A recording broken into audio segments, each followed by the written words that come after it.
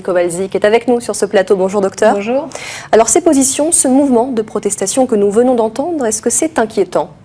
Oui, c'est inquiétant parce que ce sont des positions individuelles, alors que là actuellement nous sommes quand même dans un phénomène de protection globale de la santé en fait de toute la Réunion. Nous sommes quand même privilégiés. Alors effectivement, je comprends et je conçois que ce soit pas facile, mais c'est comme porter le port de la ceinture de sécurité. Actuellement, on demande aux enfants d'être attachés. Ils sont quand même attachés dans les voitures. Ça a été accepté.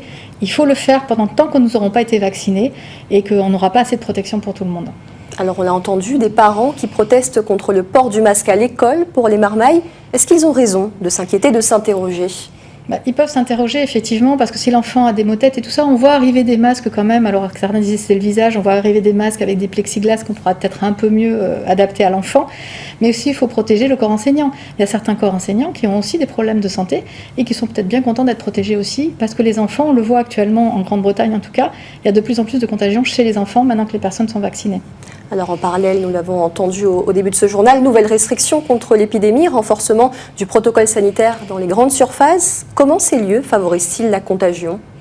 En fait, c'est le brassage et c'est le fait que les gens soient à proximité. Donc, moi, ce qui me préoccupe le plus, parce que je suis consommatrice comme tout le monde, et quand je pars dans les grandes surfaces, c'est les files dans les salles d'attente. Les files dans les caisses, en fait, au niveau des caisses. Et j'ai trouvé que dans certains commerces, on était quand même assez agglutinés. J'ai préféré d'ailleurs sortir, parce qu'on était quand même assez agglutinés les uns contre les autres. Donc, c'est cette gestion-là, en fait, de l'attente qu'il va falloir faire. Et après, effectivement, si on est 15 000 qu'on est tous regroupés, qu'il y en a un qui tousse, il faut vraiment être proche quand même. Il ne faut pas avoir la phobie non plus, il ne faut pas rentrer dans la phobie aussi, il faut faire attention. Donc selon vous, plutôt que revoir la jauge d'accueil, il faudrait d'abord, en priorité, revoir ces files d'attente dans les grandes surfaces. Il faudrait la gestion de ces files d'attente. Tout à fait, il faut revoir cette gestion de files d'attente qui, des fois, moi je trouve, ne sont pas du tout sanitairement parlant correctes. Comment faudrait-il faire ? Éloigner davantage les clients ? Éloigner davantage, ouvrir plus de caisses. Il y a des fois où j'ai vu qu'une seule caisse ouverte alors qu'on aurait pu vite ouvrir plus de caisses tout simplement. Fluidifier ce passage aux caisses, se mettre en place dans les grandes surfaces, ils le font, là, les tics, là, pour que ça aille plus vite. Enfin voilà, il faut innover de toute façon. Ça sera peut-être ni la première ni la dernière pandémie. Il va falloir innover. On voit qu'il y a des innovations qui se font, il faut y aller là-dessus. Alors dès demain, les grands centres commerciaux vont fermer leurs portes dans l'Hexagone. Est-ce que la Réunion devrait s'aligner ? Les centres commerciaux devraient-ils aussi fermer leurs portes selon vous ? Pour l'instant, non, les conditions sanitaires ne le sont pas, mais par contre, il faut se faire vacciner. On a une chance extraordinaire à La Réunion d'être comme ça. Il faut voir aussi, les gens disent ça pas arrive qu'aux autres.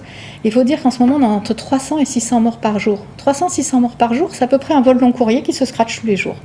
Quand on regarde ça, tous les jours, il y aurait un avion long courrier qui se scratcherait avec 400 personnes, on serait tous étonnés, effrayés. Et là, on a l'impression de banaliser toute cette chose-là. Donc non, donc vaccinons-nous. Et c'est peut-être pas pour la peine pour l'instant effectivement de mettre les jauges plus que nécessaire. Attendons de voir ce qui se passe.